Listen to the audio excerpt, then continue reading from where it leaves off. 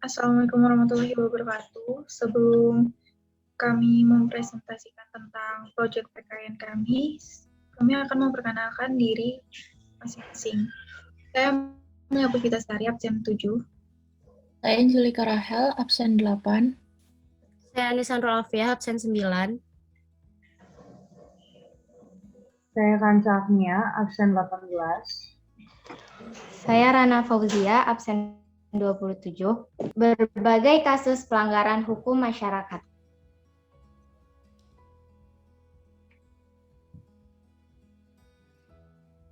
Di sini aku akan menjelaskan pengertian dari hukum itu sendiri, kemudian macam-macam pelanggaran hukum beserta contohnya, macam-macam hukum dan lembaga hukum, dan contoh atau cara penegakan hukum untuk menanggulangi pelanggaran hukum.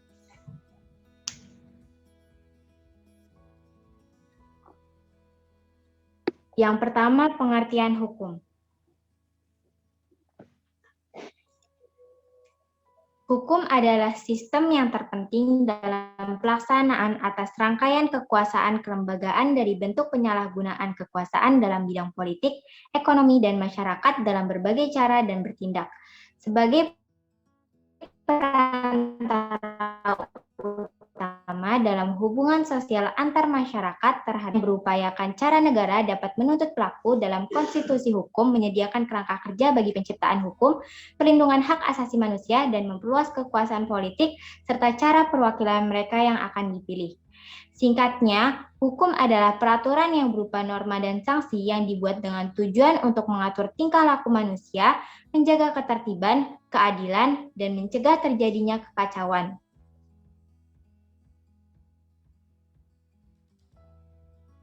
Yang kedua, macam-macam lembaga penegak hukum.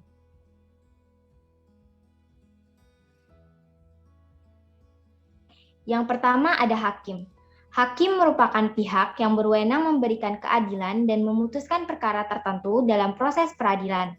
Proses pengadilan diawali dan perkara yang dilimpahkan oleh kepolisian. Hakim memutuskan bersalah atau tidaknya seseorang yang sedang dalam proses peradilan dengan berbagai pertimbangan yang adil.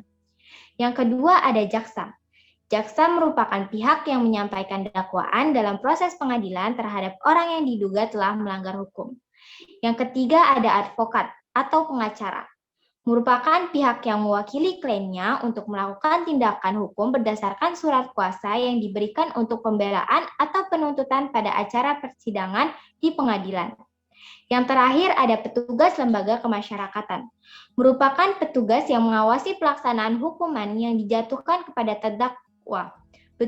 Petugas lembaga kemasyarakatan bertugas di penjara atau lembaga permasyarakatan untuk memastikan hukuman yang dijalani terdakwa berjalan sesuai prosedur.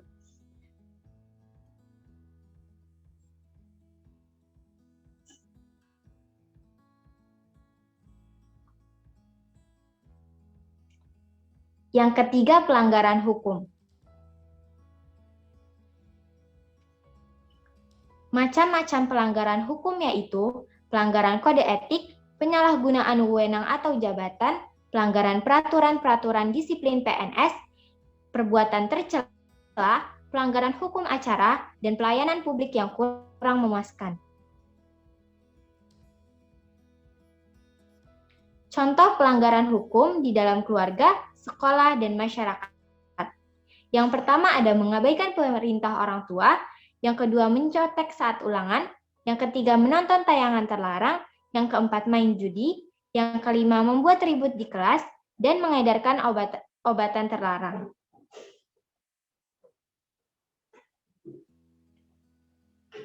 Yang keempat ada cara menanggulangi pelanggaran.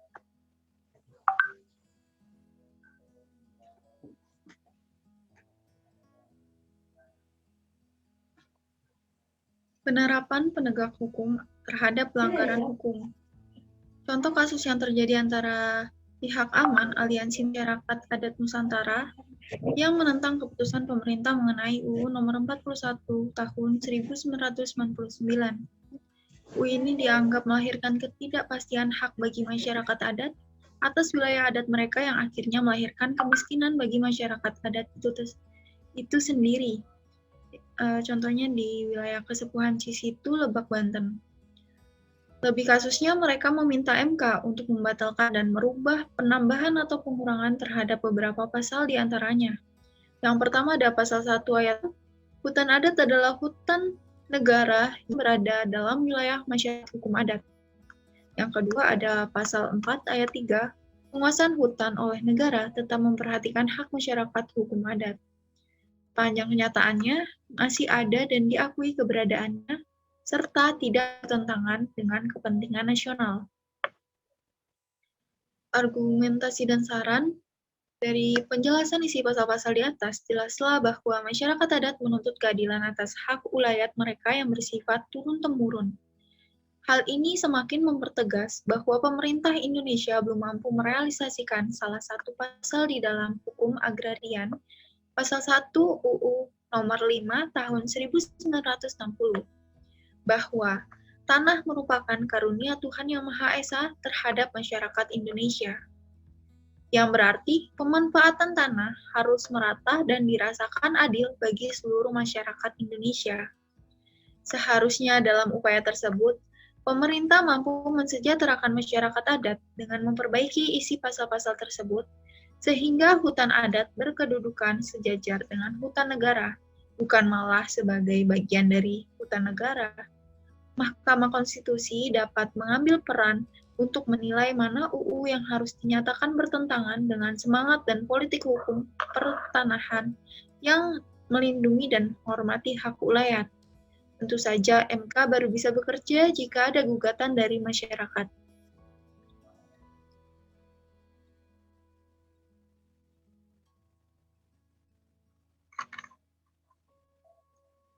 Contoh kasus yang kedua, di dalam kasus ini, hakim menuntut kenaikan gaji di mana hakim merupakan pejabat negara seperti tercantum dalam peraturan pemerintah, yaitu PP nomor 8 tahun 2000 dan UU nomor 48 tahun 2009 tentang kekuasaan kehakiman.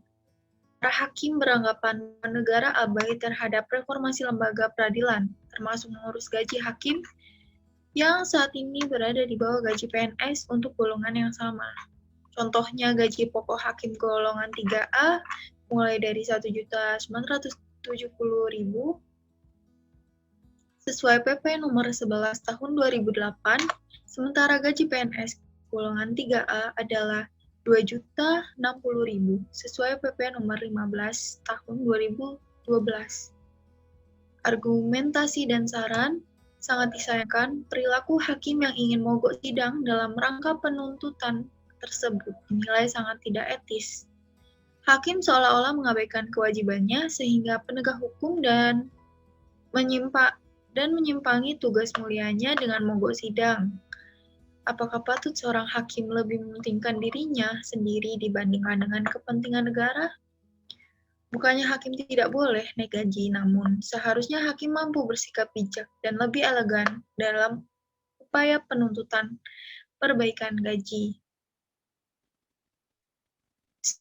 Sebaiknya tuntutan tersebut disalurkan melalui Ikatan Hakim Indonesia, yaitu IKHI, agar pemerintah lebih mendengar dan nama hakim pun tidak tercoreng di depan masyarakat Indonesia. Parlemen dan pemerintah sama-sama punya andil kesalahan yang menjadikan perlakuan kepada hakim sebagai pejabat negara terabaikan. Apa yang dilakukan para hakim ini tentunya menjadi momentum perubahan agar pemerintah juga sama-sama memikirkan nasib para hakim sebagai pejabat negara. Pada intinya, dalam upaya mengawal negara Indonesia menjadi lebih baik, kerjasama antara pihak pemerintah beserta elemen-elemen masyarakat menjadi kunci utamanya. Yang pertama, tegaknya supremasi hukum. Dengan tegaknya supremasi hukum, maka hukum memiliki kekuasaan yang besar dalam mengatur tindakan manusia. Yang kedua ada tegaknya keadilan. Hukum memberikan keadilan untuk melindungi hak setiap warga negara tanpa memandang ras, agama, status, maupun jabatan subjek hukum. Selama subjek hukum berhak, maka hukum akan tetap melindungi hak tersebut. Dan yang terakhir, mewujudkan perdamaian dengan tegaknya hukum, maka keadilan dalam memastikan hak-hak setiap subjek hukum akan terwujud. Dengan demikian, perdamaian akan terwujud. Kesimpulannya adalah, semua hal yang bersifat melanggar hukum pasti akan ada sanksinya. Jadi, jangan lakukan pelanggaran dan tetap patuhi aturan.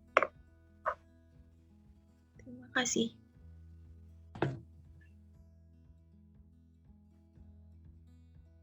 Sekian dari kami.